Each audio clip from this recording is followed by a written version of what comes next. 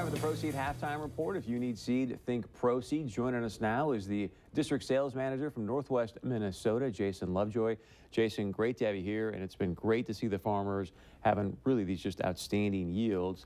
And everyone's thinking about, hey, how can I make sure I save some money for next year? You guys have got some great cash discounts, plus some financing options. Tell us about those. Yeah, we've had a great year, some amazing yields. One way to lock in some of your favorite varieties is take advantage of our cash discounts. We offer an 8% till December 5th and 7% till January 5th and 1% per month after that. And then the financing options, what's happening there? We have two programs that have 0% financing. The first one's John Deere Financial, which is 0%, no payments till December 2017. Must be booked and processed by January 20th of 2017. So if people want to get that 8% cash discount now, how do they get a hold of you? Phone number 218-289-0235. Great stuff. We appreciate it. Thanks for all you're doing for our farmers as well. Another nice thing that Proceed always does for our farmers, they got the Right Choice program. This year they're giving away the Traeger grills, which are pretty sweet. So head to the website, proceed.net, find out more about that, and stick around. Much more coming up right here on the Proceed Halftime Report.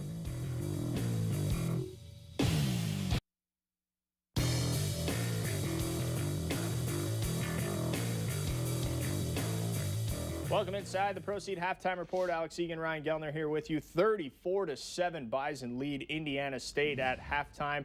A good first half for the Bison offense and special teams and defense, really. All three phases really clicking early on in this game. As we take a look at the opening half highlights. Special teams, I mentioned. Darius Shepard on the punt return. He bobbles it a little bit there, but then it's 84 yards to the house. What a way to start for the Bison.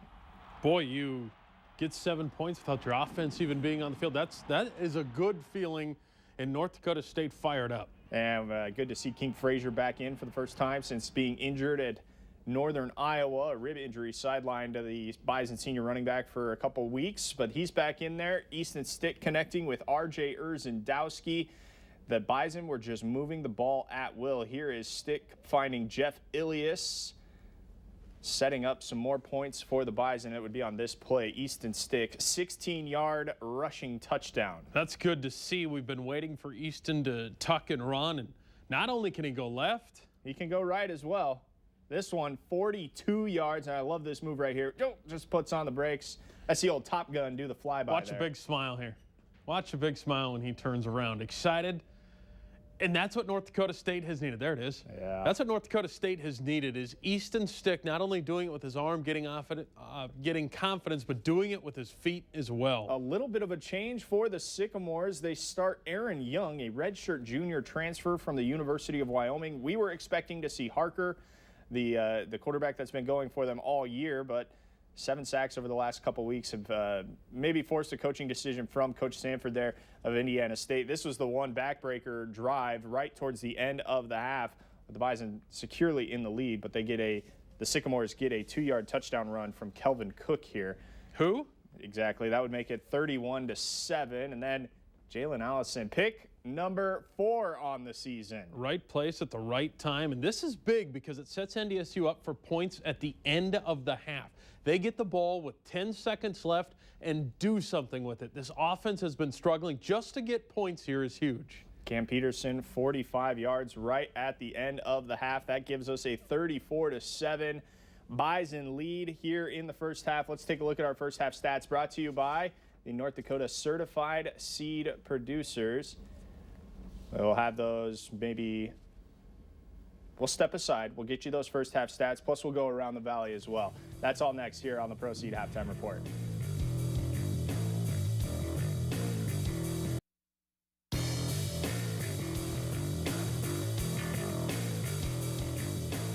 All right, welcome back into the Proceed Halftime Report. Here is your first half stats brought to you by the North Dakota Certified Seed Producers.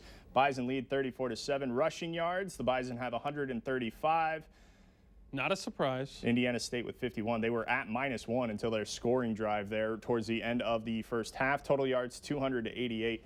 The turnover's big. The Bison have turned both into points in this first half. They lead 34-7. That is your first half stats brought to you by your North Dakota Certified Seed Producers. Let's go around the valley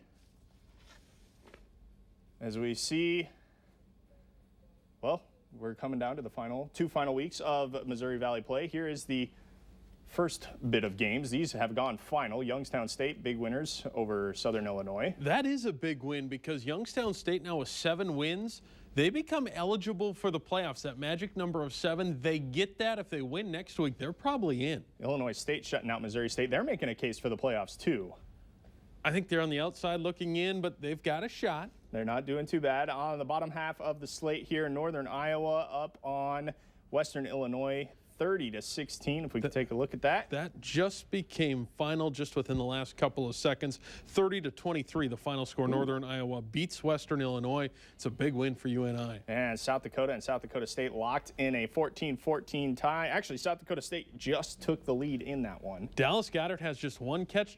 Jake Weineke has just 2 catches. So South Dakota, easy for me to say, doing a nice job on SDSU's 2 biggest receiving weapons. Those will be very interesting finals when they do go final for the Bison fans to keep their eye on. That is around the valley. We'll step aside. We come back. We'll talk second half adjustments as the Bison lead 34-7 here at halftime over Indiana State.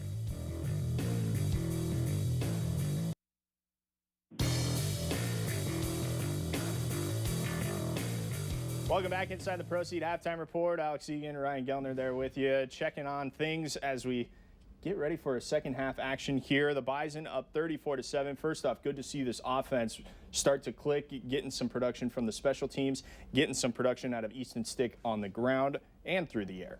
Yeah, they certainly are. North Dakota State playing good football right now, and that's what we've been waiting for, this offensive line to take hold, Easton Stick to start playing a little bit better, and we've seen Easton do it with his legs, which if you remember is where he was successful last year. If Easton can continue to do that, North Dakota State is better offensively. He has done that so far. The offensive line has played well. Now if we can get that passing game to up it a little bit more, this is not a bad time, as we talked about in the pregame show, for North Dakota State to start peaking. And let's hope that last week was just the start of that, and now NDSU continues on that uptick offensively. Well, Easton Stick with the 2 rushing touchdowns brings his career total now to 4 rushing touchdowns against Indiana State. His debut last year was against the Sycamores, his first career start, as he ran for 2 touchdowns, threw another touchdown on the road in Terre Haute. So it was good to see Easton Stick have pretty much the same success that he had the last time he played these guys on the ground. And we're seeing North Dakota State move the ball on first down, and that's one of the biggest things. Easton getting them into the right play, doing some things with his feet, doing some things through the air. And if NDSU continues to have success on first down, then that makes second and third down a whole lot easier. It's something they weren't doing a couple weeks ago that they're certainly doing right now. A stat that I want to point out for the Bison, they have 7 tackles for loss already in this first half. That is an impressive number. Sometimes you don't even get 7 throughout the course of a couple games. To get 7 tackles for loss in this first half, the defensive line without Nate Tangway stepping up, playing big. Greg Menard is having himself a game. Plus the linebackers are getting in on the fun in the backfield as well. NDSU playing well defensively. Some of that, though, I really think Indiana State has checked this thing in. They had 1 drive that looked pretty good, and that was all on 1 play, and it was helped by an NDSU penalty. Other than that, this team has checked themselves in, and they did it 2 weeks ago. They're starting to do it today. NDSU is going to win this football game, but I think the questions is, and Beth hit on it at the end of the half with Coach Kleiman, and that is that Indiana State has nothing to lose. They punch somebody in the mouth, there's no repercussion, and that's literally. Yeah. If NDSU punches somebody back in the mouth, they're suspended for a week. This game's getting chippy. NDSU has to be careful. I agree with Coach Kleiman, and I am betting he was in the referee's ear saying, watch this. Those guys don't have a game next week. They're done for the season. This is getting ugly. Stay on top of it. NDSU can't counterpunch. If you're Coach Kleiman, you hope for coming out healthy and coming out without any of those silly penalties that you might be coerced into, if you will. That'll do it for the halftime show. We'll send it back out to the Fargo Dome. Second half action begins right now.